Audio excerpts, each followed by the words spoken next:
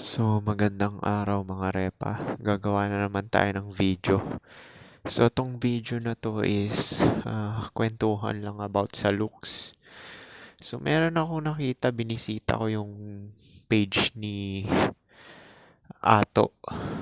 Page ni Ato sa YouTube. Kasi meron pala siyang YouTube. So, nakita ko doon paano daw mag-survive sa pagiging pangit. May katuturan naman. Actually, hindi ko naman talaga pinanood talaga or pinakinggan lahat. So, kasi alam ko na rin naman papapunta dun eh. Kagaya ng mga sinasabi nila bugoy na koy-koy, maging matikas, yung mga ganyan, yung mga artificial value. Tapos, pumera, hustle, focus sa grind, focus sa sarili. Totoo rin naman talaga yung mga yun. Kaso nga lang, yung makukuha mo dahil sa looks mo is mas mahirap. Pero makakakuha ka, pero hindi kagaya ng may tsura talaga na may upper hand na talaga. Ibig sabihin, mag-exist lang talaga sila. Granted na wala pa silang trabaho. Usually high school. Sa high school ba, tingin mo, yung mga pangit magkakaroon ng girlfriend? Sa college ba, yung mga pangit magkaka-girlfriend? Kung wala mga niche maxing, yung mga ganyan, di ba? Siyempre, magkaka-girlfriend lang doon sa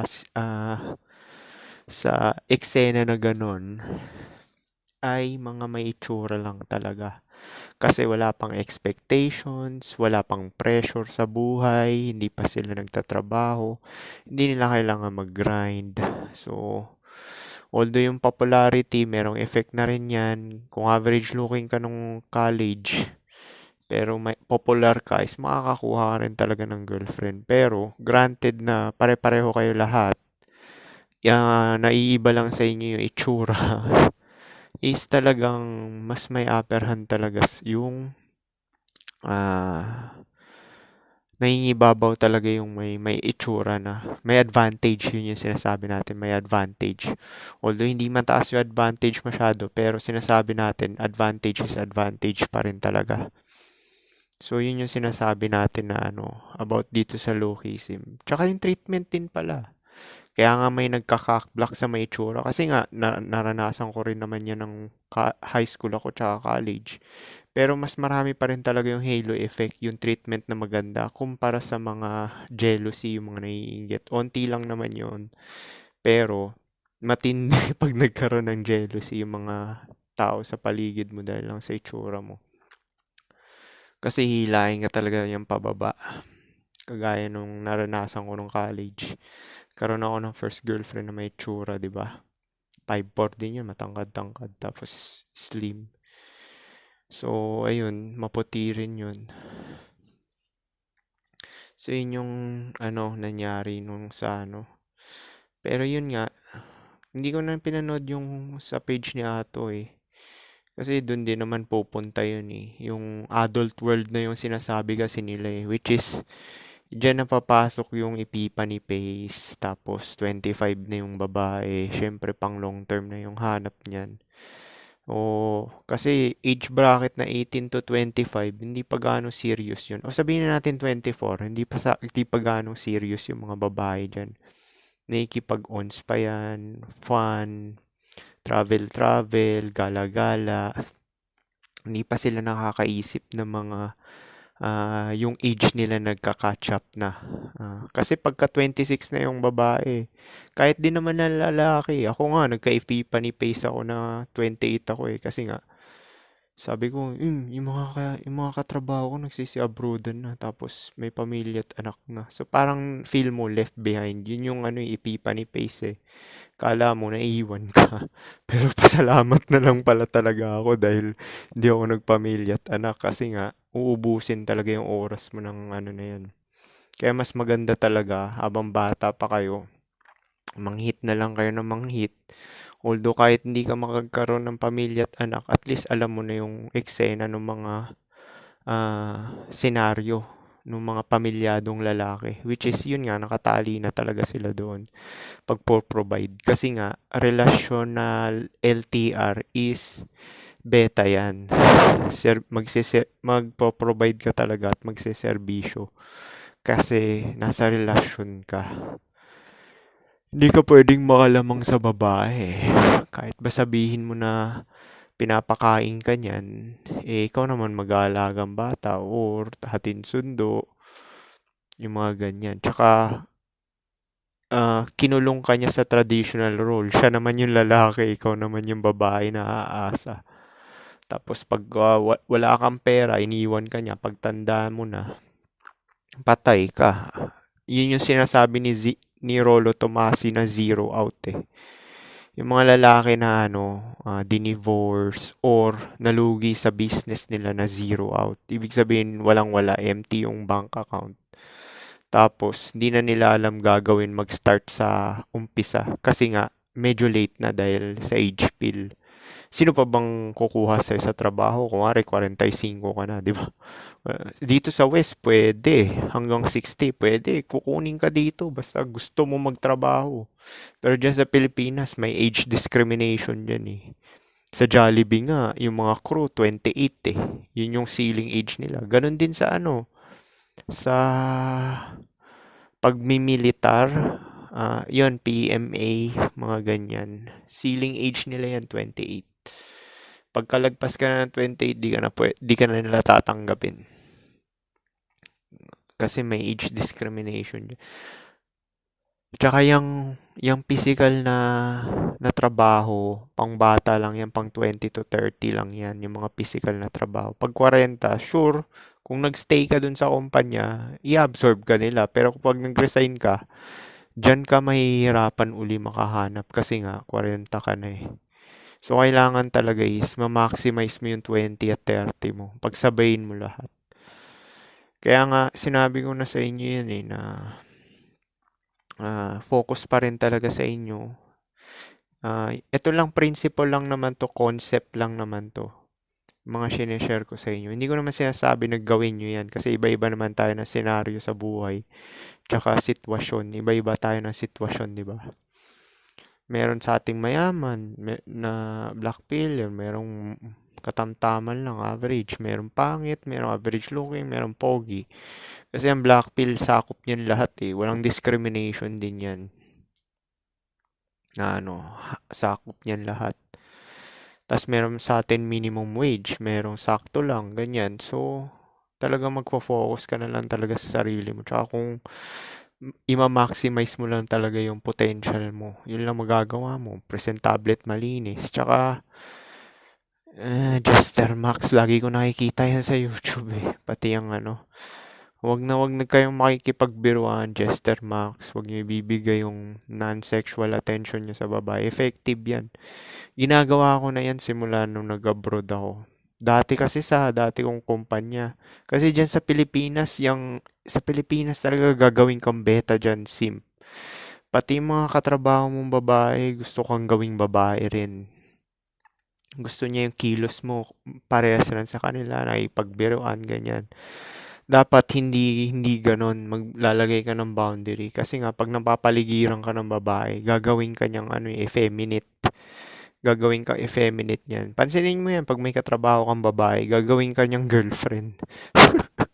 Yung ugali mo. Kaya nga hindi ako nakikipag-usap para ma-maintain yung respeto. Tsaka hindi mo binibigyan ng sexual attention mo. Pag hindi mo binibigay yon, ganito, nire-respeto ka nila, hindi ka nila utos-utusan or kukuhanan ng favor. Mataas tingin nila sa'yo. Kasi hindi ka nila tuturing na parang girlfriend nila. Ganun kasi yung mga babae, basta kumari may opposite gender, parang gusto nila maging kaugali mo rin sila. Pero hindi ka naman nila gusto. So, ikaw naman tanga, aasa-asa ka. Tapos parang nagkakaroon ka ng feeling sa kanila kasi nga, kala mo mabait sila, close, or gusto ka nila. Yung pala, tingin lang talaga sa'yo is magagamit lang as friend zone, mga ganyan. Kaya mas maganda talaga yun, ginagawa ko yun sa trabaho, effective siya. Mas lalo sila nagiging curious, serious. Alam mo yung Minode 1 ko nakatrabaho ko, na ano, dati hindi siya makapit sa ano, hindi siya ma-touchy or physical. Simula Minode 1 ko siya, dinirekta ko. Nagbago ugali, parang naging mabait, tapos sabay matachi, ganyan. Pinipisil-pisil yung braso ko, ganyan. Siguro gusto niyang kapain yung katawan ko, yung muscle, kung meron ba talaga o wala. Kasi siguro iisipin niya, bibigay ko ba yung pepe ko dito o hindi? Yun siguro yung ano, yun lang yung perception ko Tapos hindi naman siya naiilang kahit tumabi sa ano. Pero yun nga, pagka ano, umiiwas pa rin talaga ako kahit papaano. Lalo na pagka may gagawang ka ng ano, ng gagawan ka ng forma, may popormahan ka. Kuwari may ano ka, target ka, di ba? May popormahan ka ng babae. Nakakasira ng ano yun, strategy. Kasi may categorization kasi na ano.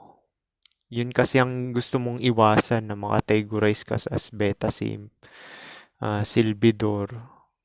Hindi ka dun sa pang sexual na side, sa pang friend zone, magagamit na non-sexual attention, emotional tampon. Ganyan yung mga babae, may ginagamit sila niyan. Naranasan ko rin naman halos lahat yan eh. Yung mga kinategorize ni Alan Roger Curry. Meron akong babae dati na kala ko din, sa akin, sa perception ko, dinidate ko. Kasi lumalabas-labas. Pero hindi ka nga binibigyan. Tapos, yung mata niya, masaya rin talaga. Akala mo gusto ka. Yung pala gusto niya yung kaibigan ko. Yun lang pala yung ano. Tapos, pero yung ano, friendly, ganun. Kaya hindi ako naniniwala dyan eh. Sa mga ganyan-ganyan. Kasi nare-receive ko yan dati pa eh. Ang talagang basehan ko talaga eh, CX talaga eh. Pag nayaya mo, didirektahin mo. Kaya ngayon yung mas maganda, didirektahin mo na lang yung babae. Hindi ka na magpapaligoy-ligoy para hindi ka na nagsasayang ng oras.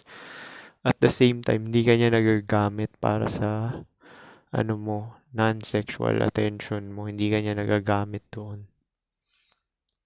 Kasi siya lang nakikinabang nun. Actually, friendship sa babae, sila lang nakikinabang eh. Kasi pwede ka niyang yayayay, nubusin oras mo, makipag-chit-chat. Tapos ikaw naman, nag expect ka. Wala kang mapapala. Ganon din sa lalaki, kailangan seryoso ka rin. Kasi pag kengkoy ka, kahit anong looks mo niyan, pangit ka, average or pogi, eh kung hindi ka ano, hindi ka re-respetuhin. Kaya mas maganda yung detach ka talaga, hindi ka ganong nakikipag ano. Minimal lang yung usapan. Hindi ka na mag-e-extend kasi nga, alam mo naman tayo, hayop din naman tayo, lalaki at babae, hayop. Ginigage natin kung sino talaga yung kaya mong ma-exploit tsaka ma-manipulate, di ba? Ganun lang talaga yung mga tao na talagang hanggat maaari gusto nila makalamang. Lagi ko yung naririnig sa kapatid ko eh, sinasabi ng ano, gusto lagi, kasi yung tatay ko ganun mag-isip eh, gusto laging makalamang. Yun yung, ganun yung sinasabi ng kuya ko, gusto makalamang. Eh, yung kuya ko naman, ganun din naman mag-isip kung wari pa siya. Actually, lahat ng tao ganun, ganun talaga mag-isip. Kahit sabi mo pangit, average, or pogi, or maganda, pangit, gusto talaga lagi ng tao makalamang. Kaya predictable mga tao eh. Kung sino unang nag-approach sa'yo, siya may kailangan. Either attention, kulang sa attention, or may favor sa'yo. Dalawa lang naman yan eh. Sasayangin yung oras mo para ano, pangdagdag sa kanila, boost ng ego. Para maging komportable lang sila, meron silang emotional tampon. Ganyan yung mga ano eh. Kaya nga yung strategy ko sa inyo eh. Kasi dati nag-Jester Max din ako niyan. Mga 20 plus. Mga Oo, mga gano'n. College, high school, nagje-Jester Max din ako.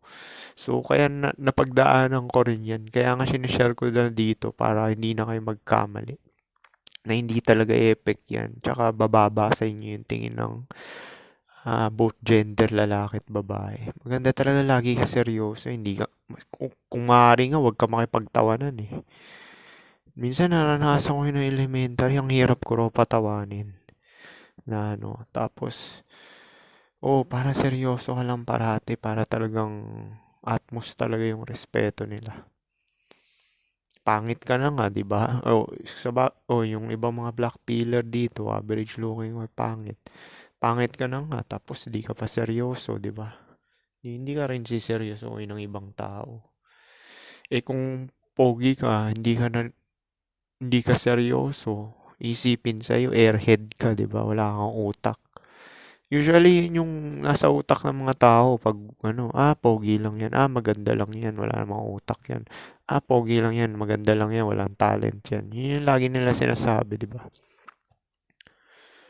O, pag pangit naman, extreme naman, trying hard. Nag-aral na maigi yan. Mga ganyan. Trying hard. Ganun yung simp. Di ba yun yun? Sinasabihan simp. Pero pag pogi gumawa nun, hindi simp. So, dun na din naman yan eh. Dun din naman iikot yan eh. Sa adult world eh. Yung kalahato, koy-koy. Wala namang masama dun. At least, kung magkababae ka man o hindi, at least may pera ka. Which is, yun lang naman purpose talaga ng buhay. Mag-survive ka, tsaka maka-procreate. Actually, ngayon nga marami na rin mga babae na ayaw mag-anak. Kasi tinanong ko yung ka-LDR ko, sabi ko, may kaibigan kasi siyang tomboy. Babae, nagto-tomboy. Sabi ko, baka gusto nila ng anak. Magdo-donate ako para one happy family tayo. Kasi ayoko nga mag-alaga ng bata eh. So, dodonatean ko yung kaibigan niya na nag-tomboy. Ayaw rin daw, tinanong na niya. Ayaw rin daw ng So, marami na rin akong kakilala na ganyan, babae. Nuuna talaga yung career, pumera, tapos gumala-gala na lang. Actually, hindi na rin nila kailangan din ng lalaki kasi pwede naman sila makipag-ons di ba? Or FWB. Kahit kupas na sila, pwede nilang gawin yan. Pro, pwede rin sila mag-pro. Pero pag sa Pilipinas kasi, meron kasi nag-comment na sa ibang bansa, pinapatos pa yung mga 30 plus na nagpo-pro. Pero sa Pilipinas, malabong mangyari yan. Mapipili yung mga lalaki na Pilipino. Kahit nga ako, natanda na ako sa 26, 27. Sino mo magkakagusto nun? Kung 30 pataas pa. Pero itong pinag-uusapan natin, di relasyon na. Relasyon, marami talagang willing dyan. Kasi yung mga na-condition, kala nila, or yung mga talagang drought, wala talagang mga experiences.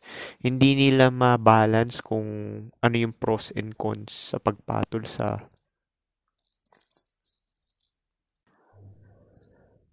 yung pagpapatulan nila yung mga matatandang babae. Actually, mas maraming cons dun eh. Kasi lalo na kung yung babae na yung promiscuous, 'di ba? Maraming nakaraan.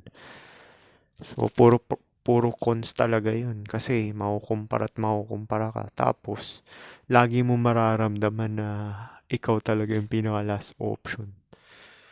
Kaya sa mga black pillar na average tsaka mga may tsura, i-maximize nyo na lang genetic potential nyo. Or overall potential talaga para talagang may experience nyo yung magkaroon ng karelasyon or ka-ons or FWB. Mga ganyan-ganyan. Habang bata pa kayo para, kuwari, tumanda na kayo. Parang kapareho ko na lang kayo. Hindi na kayo uhaw na uhaw, di ba? Parang yun talaga yung para ka na rin nag-migto rin talaga nun. Kasi nga, nagkaroon ka naman ng experiences eh. Kung pangit ka naman talaga, siguro, kunin mo na lang yung mga experience mo sa pagpo-pro na lang.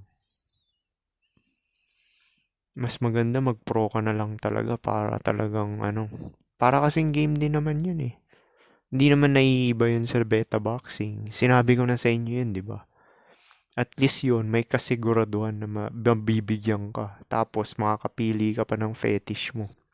Gusto mo mataba, petite, matangkad. Depende yan sa budget mo. Bata, gusto mo naman matanda. Meron din, may 50. Actually, walang 50. May self-respect din naman mga Pilipino. Hindi kagaya ng sa Western country na talagang ano talaga. Mga 30 na Pinoy, hindi na yun ano. Wala akong nakita. Meron 30 pero yung mga 35 ganun. Wala akong nakitang nagpo-post na ano sa FB pages ng mga nagpo-pro na 35 na pataas. Wala. Kasi ganoon din eh. Magiging matumal din yan. Di naman din sila papatulan ng mga Pilipino. Kahit sabihin mo ng ano.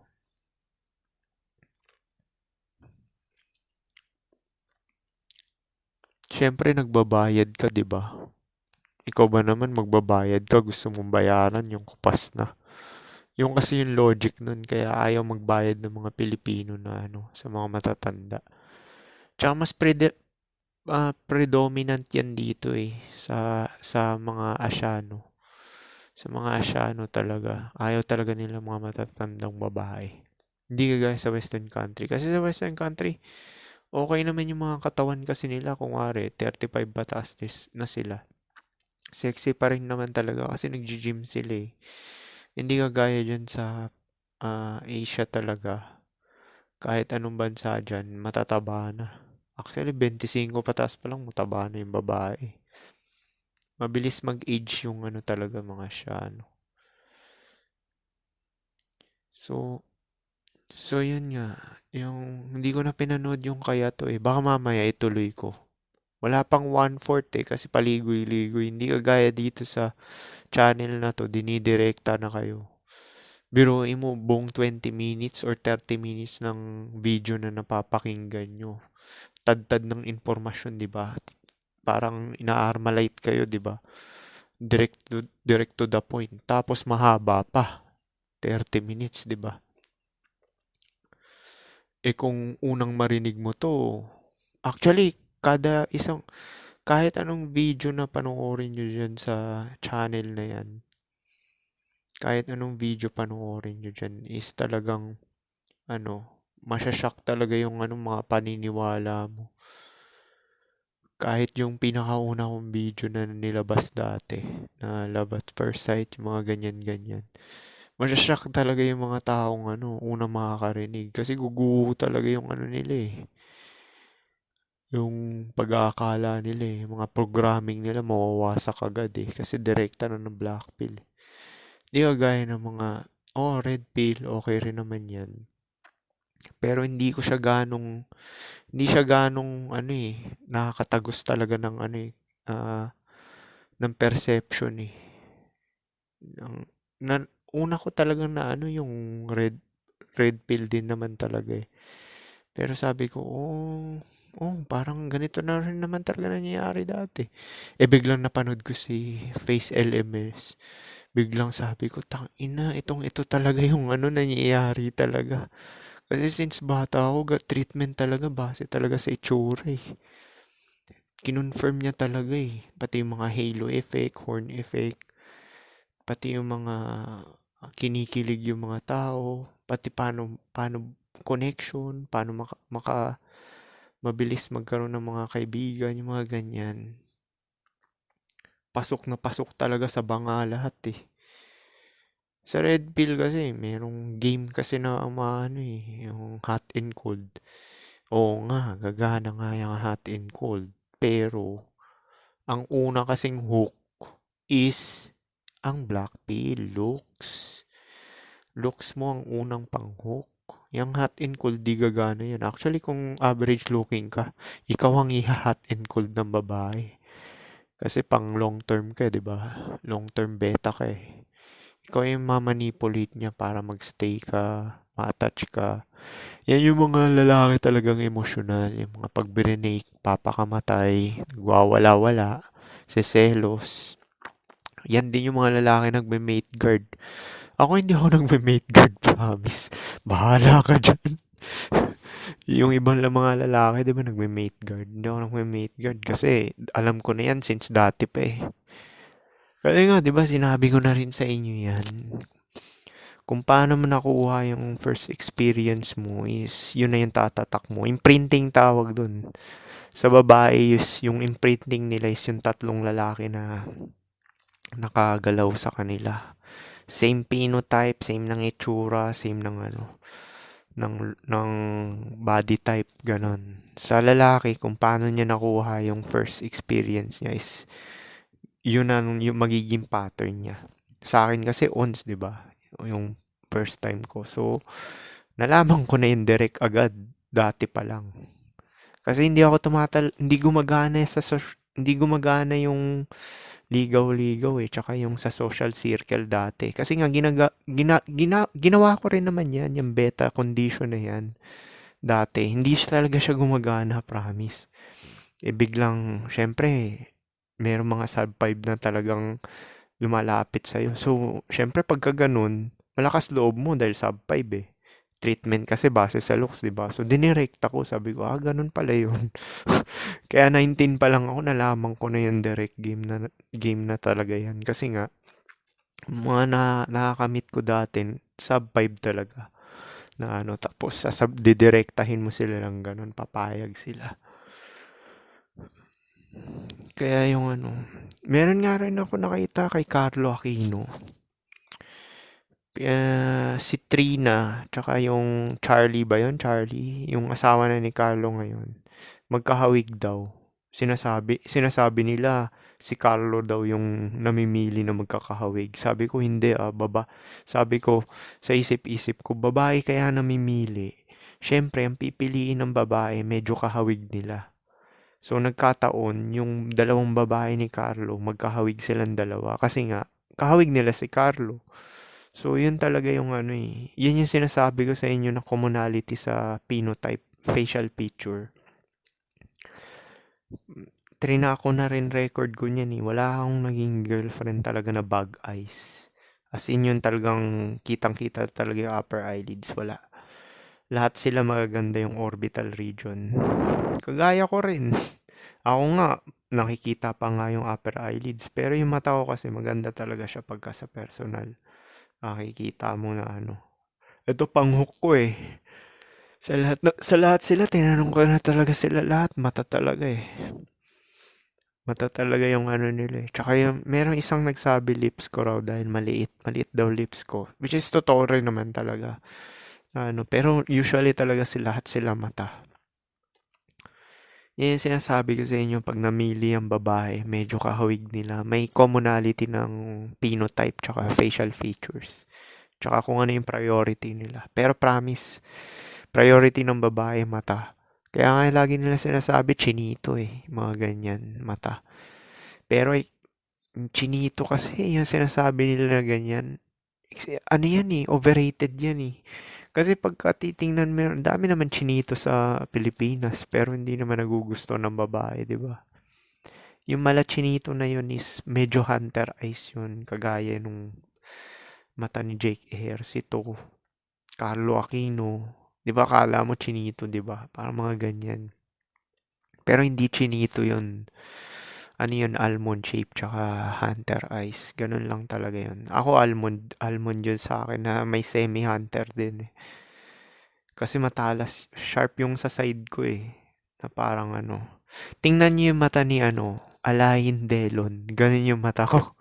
Kay, similar talaga ng shape talaga ni Alain Delon. Sabi ko, yung unang kita ko kay Alain Delon, sabi ko, parang ganito yung mata ko, bilog na bilog. Tapos sabay pati yung mata ni Richard Ramirez, parang ganun talaga yung mata ko na Siya sabi nila, hunter eyes daw yun. Hindi almond lang yun.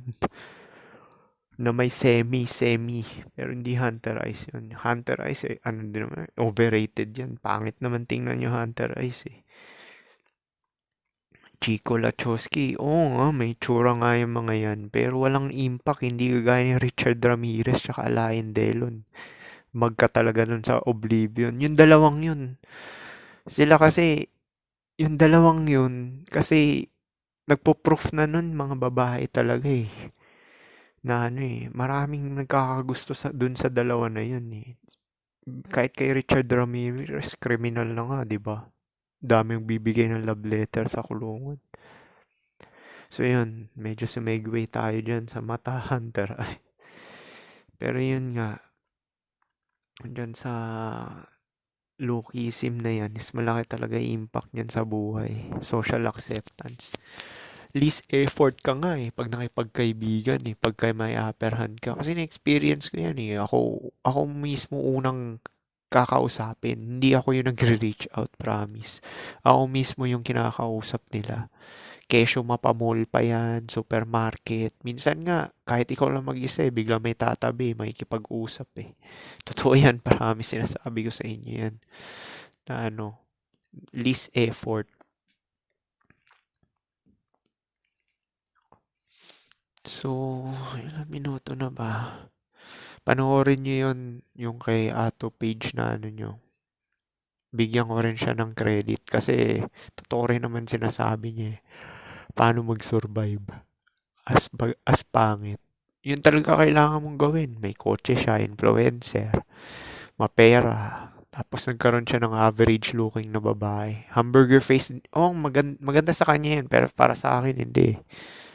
May kanya-kanya tayong gusto pero Maris Racal talaga. Tsaka si Lisa Soberano talaga sa akin. Yung dalawang yun, nakakagigil yun. Lalo na si Maris Racal dahil bata-bata pa. Tapos slim. Oo nga pala, kwentuhan ko kayo. Meron akong Korean na katrabaho bago. Siguro mga 5'4" height niya. Tapos ang puti. Mukhang trip niya ako. I-mode 1 ko to. Kasi trip ko rin niya eh. Ganda na itsura niya eh.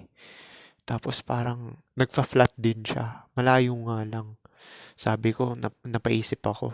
Baka wild to kasi nagfa-flat eh. Well, hindi niya kasama parents niya. Siya lang mag-isa. Tinanong niya rin ako kung kasama ko ba family ko. Sabi ko wala, nagpa-flat lang ako. So yun pa lang, mode 1 ko talaga yan. Marami kasing istorbo, bigla lang tatabi. Bigla may tumabi na isang Pinay na sub 5. Yun din, pareho silang 22. So yung Pinay na yun, mukhang trip niya rin ako. Kaso nga, tanong siya ng tanong sa akin. Just, seryoso ka ba sa girlfriend mo, ka LDR mo? Hindi mag-work yan. Yung sinasabi niyang gano'n. Hindi mag-work yan. Kaso nga lang, ayoko ng ganun eh, yung ini-interrogate ka kasi mapupunta yan sa friendzone eh. Kaya mas maganda talaga, didirekta. Hindi ko na to papatagalin. Magkaroon lang talaga ako ng tsansa. Ayayain ko na yan. Sabihin ko, I find you cute. Wag attractive kasi masyadong, hyperbole yun. Lalaki ulos. Sabihin ko, I find you cute. And I want to share my company with you. Just let me know when is your free time. Nax.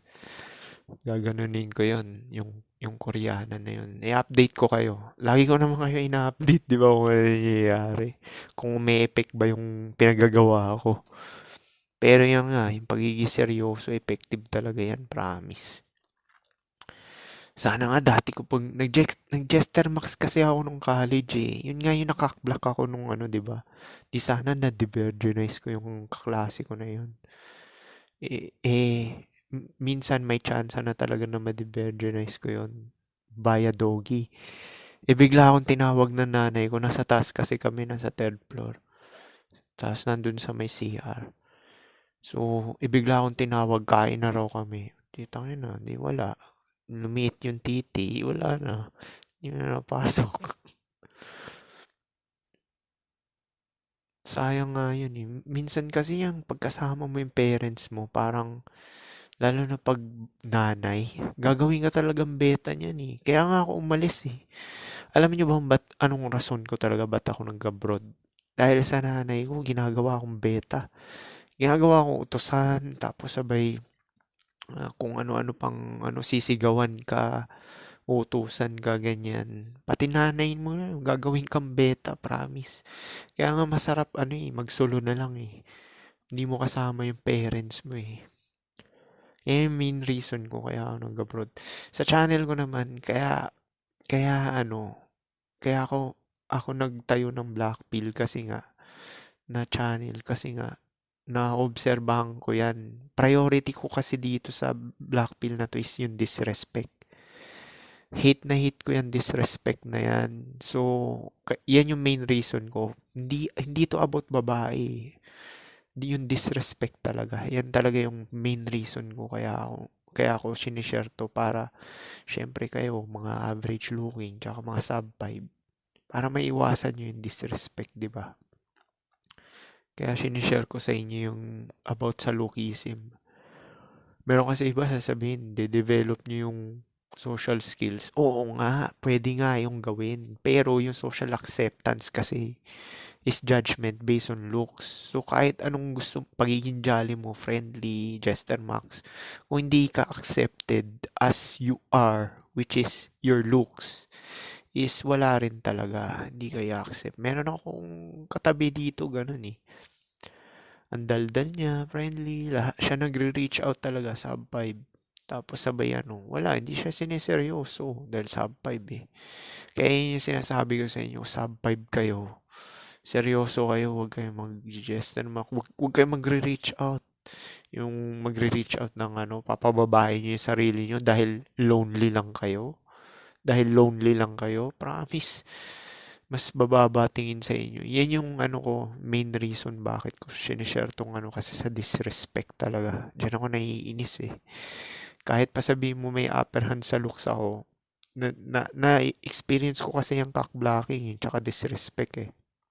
Kasi sa black pill kasi, extreme side, di ba, dinidisrespect.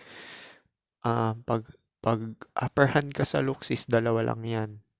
Too nice yung mga tao sa'yo, or too rude. Pagka naman din, nandun ka sa bottom side is may too nice din naman pero malimit dahil sa pity yun, dahil sa awa. Too nice dahil naaawa nga. Tapos, mostly is disrespect. So, yung average looking, wala lang yan. Parang transactional lang talaga yan. Parang sila boy tapang, pang long-term relationship, gagamit-gamitin. Yan yung mga oblivious. Kala nila naman tama yung ginagawa nila, yung pagsisim, pagiging emotional tampon, pagiging provider, beta provider, tapos di naman binibigyan ng SCX. So, paano yun lang, peace?